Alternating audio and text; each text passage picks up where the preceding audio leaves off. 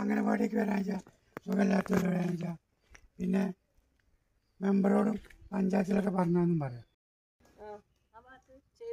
നമ്മുടെ റോഡ് മാത്രമേ ഏറ്റവും ഫസ്റ്റ് വന്ന് മാറ്റിയത് ഞാനിവിടെ ഞങ്ങൾക്ക് പെരപ്പണി എത്ര നാള് മുടങ്ങി കിടന്നു. എന്നിട്ട് ഞങ്ങളാണ് കോറി വേസ്റ്റ് ഇട്ടത്.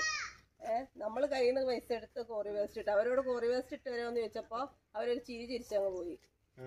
ാണ് ഇവിടെ സാധനങ്ങൾ ഇറക്കിയത് പെരപ്പണിക്ക് വേണ്ടിയിട്ട്.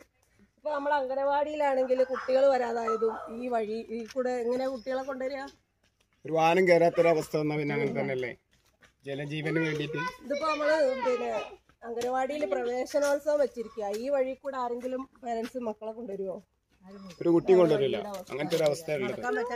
രോഗികളായ 2 രോഗികള്, കിടപ്പ് രോഗികള്, അവർക്കൊന്ന് വാഹനത്തിൽ കയറി യാത്ര ചെയ്യാനോ ഒന്നും പറ്റാത്തൊരവസ്ഥ. ഇതിനൊരു പരിഹാരം നമ്മളെ മെമ്പറോടും പഞ്ചായത്തിലും പറഞ്ഞതാണ്.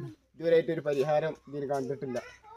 എത്രയും പെട്ടെന്നൊരു പരിഹാര മാർഗം കണ്ടെങ്കിലേ ഇത് കഴിഞ്ഞ ഇതിന്റെ മുമ്പ് ശേഷം കീറിയതൊക്കെ ടാറിങ് വരെ കഴിഞ്ഞു. പക്ഷേ ഈ അംഗനവാടി ഒരു സ്ഥാപനമുള്ള നിലക്ക് ഇതിനൊരു പുരോഗതി, എന്തെങ്കിലും ഒരു മാറ്റത്തിരുത്തലുകൾ വരുത്താൻ ബന്ധപ്പെട്ട അധികാരികൾ ഇതുവരെയായിട്ട് തയ്യാറില്ല. മെമ്പറോടും പഞ്ചായത്തിലും വേണ്ടുന്ന രീതിയിലൊക്കെ സമ്മർദ്ദം ചെലുത്തി ചെയ്യാന്ന് പറയല്ലാതെ ചെയ്യുന്നൊരവസ്ഥ ഇല്ലാത്തത് എത്രയും പെട്ടെന്ന് ഇതൊരു പരിഹാരം ഉണ്ടാകണം എന്നാണ് ഞങ്ങളുടെ ആവശ്യം.